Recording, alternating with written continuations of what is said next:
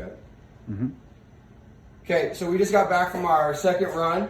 You're going to take your first time, which was 60 seconds, and let's say it took us 300 seconds, which is a minute 240. We're gonna divide that by 4. Crap, I'm having to do math on the spot. It's like 75 seconds. Yeah, 75 seconds. So that's a minute 15. So then I divide 60 by 75.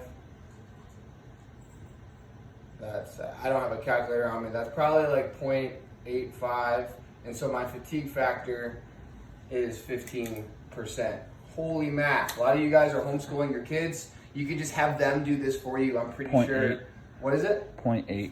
0.8? Not 0.85. Okay, so then it's a 20% fatigue factor. So have your kids do this. I think it'd be awesome if you had your kids actually do the whole workout with them. Show how math can be important in life. I know from my own perspective, it's really not important unless you're doing something like this. When's the last time I used pie chart? All right, so now for our workout. That was just a warm up to see where we're at, this 20%. We're now gonna do 4 repetitions of that first run, that first distance we have, the minute distance. So we're gonna do that 4 times with 60 seconds in between each one. So that should be a 1-to-1 rest ratio. Again, we're trying to hit that same clock. So time each one, you may have a little bit of a fatigue factor. We wanna track that fatigue factor. So maybe I get 62, 64, 63, and then 61. We always kind of do better on the last one because you know we're almost done.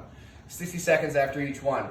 Then we're gonna do 2 times that. So not this was 4 times it, right? We're doing, it's like that 800 meter distance. So maybe this is like 210, 215. Oh, sorry, I'm just doing 2.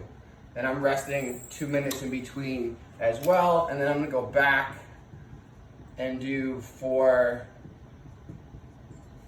of this last one. So we're gonna have all this math, all this numbers. Don't just keep it to yourself. Let your beautiful light shine. Send this to your coach and have a conversation with your coach about where your running is at and what we need to improve on. This is now they can give you some individual programming to specifically work on that. So if we see that you're doing great up in here, but when we come back around, we're getting like 70s and 75s, we know you need more aerobic work because you had a huge drop off. If we're seeing, I have a lot of athletes that they get better as they go.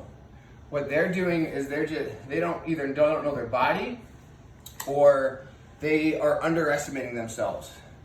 And then we also may see a big difference here. So if you can crush these 400s, but you get into like 240 here, then we know that we need to work on aerobic work as well because, or maybe there's fatigue, right? So maybe it's like my quads got tired. Maybe it's my breathing got tired. So tell your coach your times, tell them how you felt. Have a great workout.